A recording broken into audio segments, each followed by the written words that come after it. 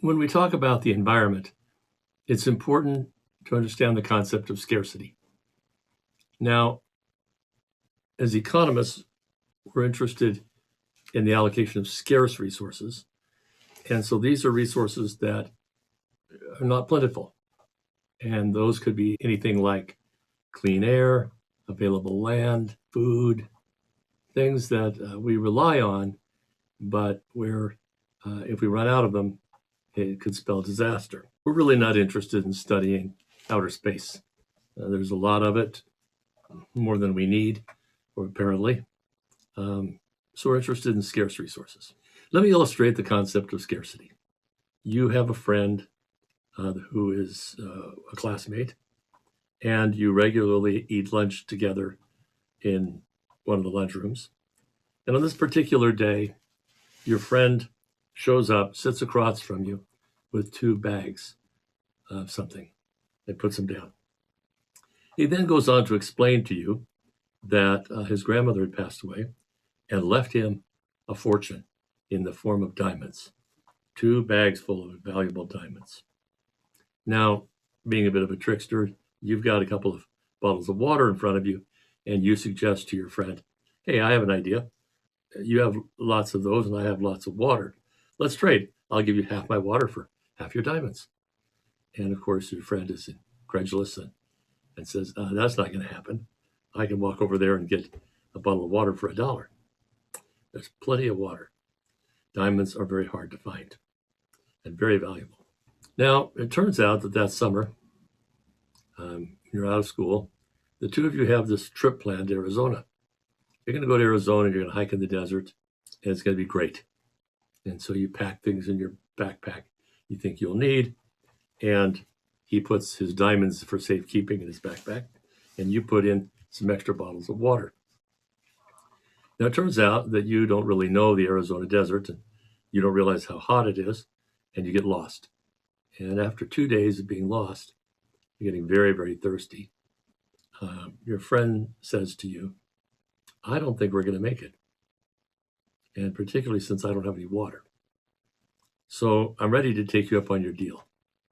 I'll give you half my diamonds for half your water.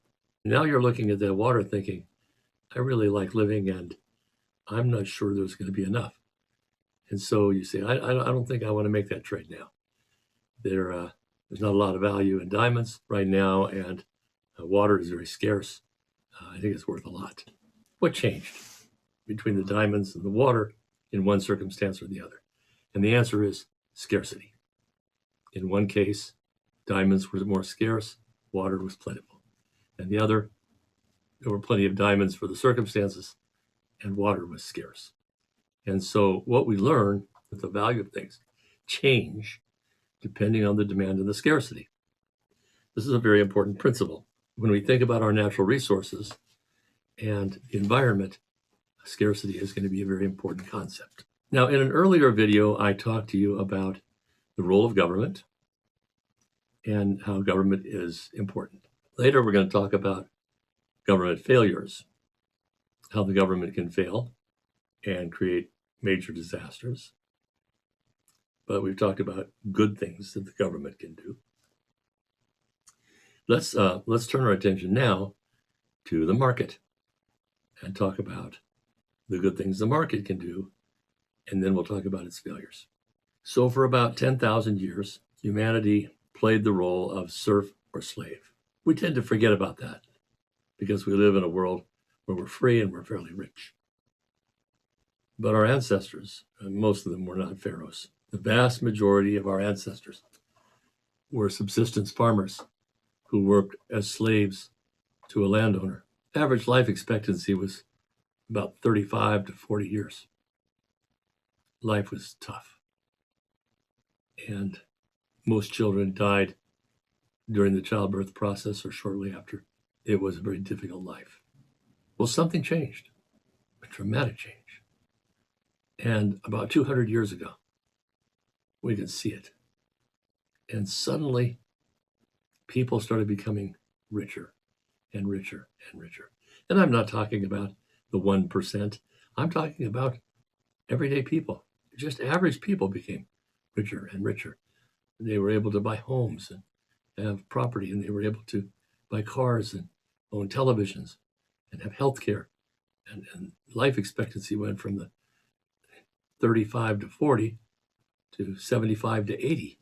Life got a lot better. So what changed? What changed was the marketplace and private property.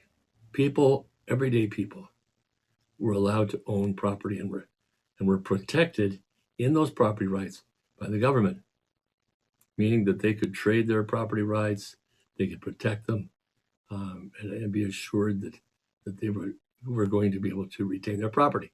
This allowed for the market to work because now you could trade your goods and people would feel comfortable buying them from you because they would know that they could have property rights in it. So based on scarcity, people would produce goods that would meet the needs of other people and take those out to the market and trade them. Now, for years, there was a dispute about how trade took place, and we've often believed that throughout most of history, people traded using a barter system. In other words, you have eggs and I have meat. I'll trade you some of my meat for some of your eggs, and we'll both be better off. And while that's true, that kind of double coincidence of wants is, as it turns out, is not the way things were. No, in fact, from the very beginning, currencies, money has appeared as a mechanism for enabling trade. It might have been beads, or it might have been, I don't know, ramen noodles like it is right now in prisons, but there was currency. It's just too efficient to have money. And so people developed money systems where they could use that monetary system to engage in trade. The market system is a miracle. It enables us to trade our goods and services and make ourselves richer as a result. Let me tell you a story about a farmer. And this farmer lived out in the middle of nowhere. He had a young family, and he one day realized that his roof was leaking and he needed some nails. Well, there was no store to go buy nails, which meant he had to make his own nails. And so he went up into the hills and he found some iron ore. He was able to smelt the iron and turn it into a molten iron that he could then shape into nails. So this whole process took several weeks, but he was able to make a couple hundred nails. When it was over, he realized he had a good time making nails. And other people probably could use some nails. If he could become even better at it, he could probably make some money. He left his farm and he brought his family to the city. And in that big city with a port and ships going back and forth, he set up a little shop. And in that shop, he started producing nails. He wasn't very good at it at first, but he got better and better. Started buying some different technologies, had a better furnace. And after a while, instead of producing 200 nails a week, he could produce 2,000 nails in a week. Now he could sell those nails to the ship owners, and they would take those nails all around the world and sell them and make a profit. He did pretty well for himself. The people who bought his nails were happy because they didn't have to make their own, and they were a lot cheaper than they could make them. But then he realized he could make even more nails if he hired people to work for him. So he hired unemployed people to come in and work in his shop, and he set up a little assembly line, and he started producing nails. And now suddenly he could make tens of thousands of nails in a week and box those up and sell them and make even more profit. And hey, one of the side effects was he was giving jobs to a bunch of people who were otherwise unemployed. Well, but then he started looking around and he realized that there were people who were very skilled using these furnaces, but they weren't producing nails, they were producing other objects. And they had produced some techniques using molds and other devices for mass production. And so he started producing his own. And he had one person produce the wire, and another person that did the cutting, and another person that put the head on the nails, and another person that sharpened them. And using this assembly line, where we had the most efficient people working in each role, he was able to increase his production even further and make even more profit. And why? Because he could sell the nails cheaper. The consumers were so happy that they could buy them cheaper, and they were such good quality that they were willing to pay a price for it. And he was able to make an even bigger profit.